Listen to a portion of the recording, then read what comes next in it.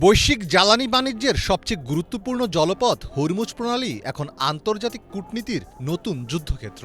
Iran যেখানে এই প্রণালীর ওপর নিজেদের একচ্ছত্র নিয়ন্ত্রণের মাধ্যমে ফি আদায়ে অনড়, সেখানে যুক্তরাষ্ট্র ও ইউরোপীয় ইউনিয়ন একে দেখছে মুক্ত বাণিজ্য বাধাগ্রস্ত করার চেষ্টা হিসেবে। সংশ্লিষ্ট পক্ষগুলোর ভিন্ন ভিন্ন অবস্থানের কারণে বিষয়টি আরও জটিল রূপ নিয়েছে।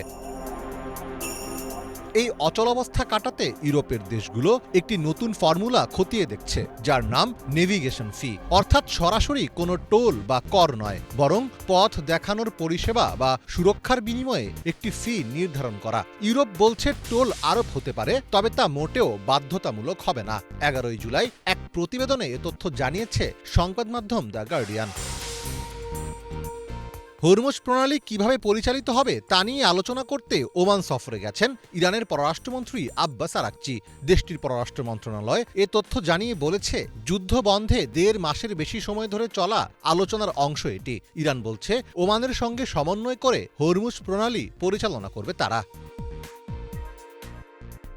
মাস্কাটে ইরানের সঙ্গে আলোচনার সময় হরমুজ প্রণালীতে জাহাজ চলাচল স্বাভাবিক রাখতে নতুন ব্যবস্থার প্রস্তাব দিয়েছে ওমান। প্রস্তাব অনুযায়ী গুরুত্বপূর্ণ এই নৌপথটি পরিচালনা করা হবে দুটি পৃথক নিয়ন্ত্রণ ব্যবস্থার মাধ্যমে। মার্কিন সংবাদ মাধ্যম CNN আলোচনার সঙ্গে সংশ্লিষ্ট এক সূত্রের বরাতে এ তথ্য জানিয়েছে।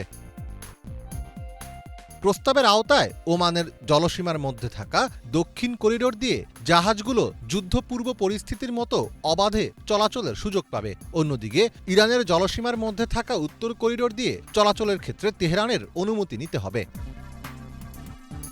প্রণালীর নিরাপত্তা নিশ্চিত করতে কিছু সেবা দেওয়া হলে তার জন্য অর্থ আদায় ব্যবস্থার পক্ষে ওমান। এর মাধ্যমে ইরানও কিছু অর্থ পেতে পারে, তবে সেটি একতরফা বাধ্যতামূলক টোল হিসেবে নয়। ওমানের লক্ষ্য হল হরমুজ প্রণালীকে আন্তর্জাতিক আইনের আওতায় রেখে পরিচালনা করা, যেখানে জাহাজ চলাচল অবাধ থাকবে। এ লক্ষ্যে তেহরানকে একটি প্রস্তাবও দিয়েছে তারা।